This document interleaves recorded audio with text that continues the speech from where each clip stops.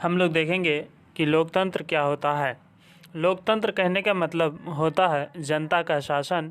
जहाँ पर जनता शासन करती है उसे ही लोकतंत्र बोला जाता है। लेकिन सबसे पहले हम लोग जान लेते हैं कि लोकतंत्र की उत्पत्ति कहाँ से हुई, यानी कि जो लोकतंत्र शब्द है ये कैसे बना।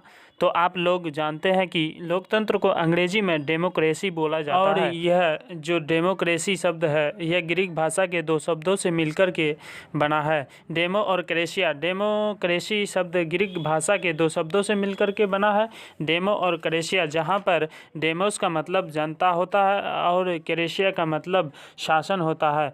और यदि हम लोग दोनों को मिला दें तो इसका अर्थ हो जाएगा जनता का शासन। यानी लोकतंत्र कहने का मतलब क्या होगा, जनता का शासन। तो लोकतंत्र कहने का मतलब आप लोग ध्यान रखिएगा, जहाँ पर जनता शासन करे वैसे देश को लोकतांत्रिक देश कहा जाता है। यानी लोकतंत्र कहने का मतलब जनता का शासन। और ग्रीक भाषा के कौन दो शब्दों से मिलकर बना होता है, डेमोस और क्रेशिया। आप लोग ध्यान रखिएगा। हम लोग जान लेते हैं लोकतंत्र क्या है और लोकतंत्र की परिभाषा क्या होगा। तो आप लोग ध्यान रखिएगा कि लोकतंत्र में प्रत्येक जनता की अहम भागीदारी होती है और लोकतंत्र उस रूप को कहा जाता है जिसमें शासन की संपूर्ण शक्ति जनता के हाथों में निहित होती है।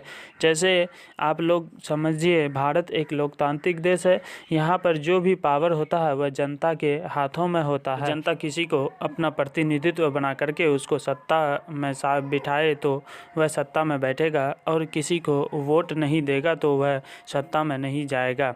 जैसे मान लिया जाए कि अगर इस बार जनता का मन हो गया कि बीजेपी का सरकार बनाना है तो सरकार बीजेपी का ही बनेगा, क्योंकि सभी लोग बीजेपी को वोट देंगे। और जनता का मन हो गया कि नहीं, इस बार बीजेपी को नहीं बल्कि कांग्रेस को वोट देना है, तो सभी लोग कांग्रेस को ही वोट देंगे।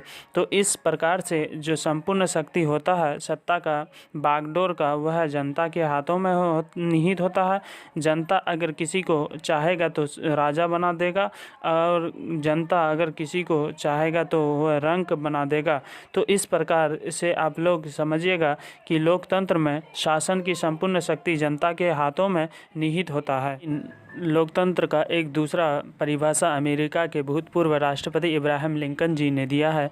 यानी कहने का मतलब कि इब्राहिम लिंकन ने लोकतंत्र का एक अलग ही परिभाषा दिया है। कौन सा परिभाषा दिया है? तो इब्राहिम लिंकन ने कहा कि लोकतंत्र उसे कहते हैं जो जनता का जनता के लिए और जनता के द्वारा चुने गए शासन लोकतंत्र कहलाता है। यानी कि अगर आपसे पूछ दिया जाए कि इब्राहिम लिंकन ने के अनुसार लोकतंत्र का क्या परिभाषा होगा, तो आपको बताना है कि जनता का जनता के लिए और जनता के द्वारा चुने गए शासन को ही लोकतंत्र कहा जाता है, जो जनमत पर आधारित होता है। जनमत कहने का मतलब होता है जो जनता का मत, यानी कि जनता का जो मत होगा वही काम होगा। अगर चाहेगी कि हमको इसका सरकार बनाना है तो उसी का सरकार बनेगा, अगर जनता चाहेगी कि हमको उसका सरकार गिराना है तो उसका सरकार गिर जाएगा। यानी कि जो संपूर्ण शक्ति है वह जनमत पर आधारित है, यानी कि जनता के हाथों में निहित होता है। लोकतंत्र कहने का मतलब आप लोग समझ गए होंगे। तो कुल मिलाकर के अगर लोकतंत्र का परिभाषा आपसे पूछ दिया जाए तो इतना ठो लिख देना है।